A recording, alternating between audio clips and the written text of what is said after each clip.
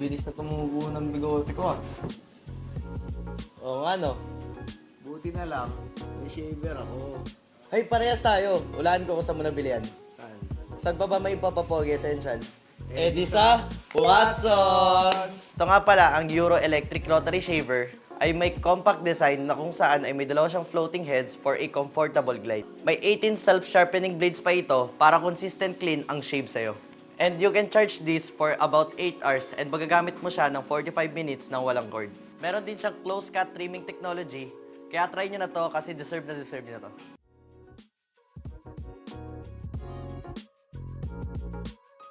Uy, Ben! Yan pa ang gamit mong pang shave? Oo. Ito kasi yung ginagamit sa amin eh. Meta kasi ito eh. Sige, may tuturo ko sa'yo bagong meta. Makinig ka sa akin. Legit ba yan? Baka masugatan ako dyan.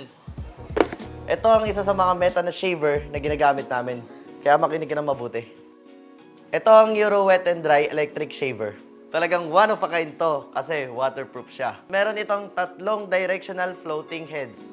Good for contour trimming. At meron pa siyang self-sharpening blade para consistent ang clean shave. Either wet or dry use, pwede mo siyang gamitin anytime, anywhere, kahit saan, every second, every hour, and every day. Meron siyang 3 hours fast charging, plus ito pa. Pwede mo siyang gamitin ng 3 hours ng wireless. Meron din siyang quick release blades for easy and sharp cleaning. Kaya ano pa inaantay mo? Dagdag mo na ito sa Pogi Essentials mo. And boss, okay na. Malinis na boss.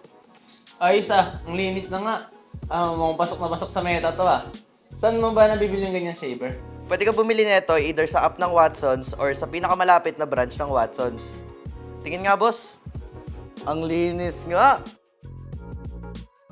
Okay nga, ang linis. Ready na ang clean look natin sa MPL.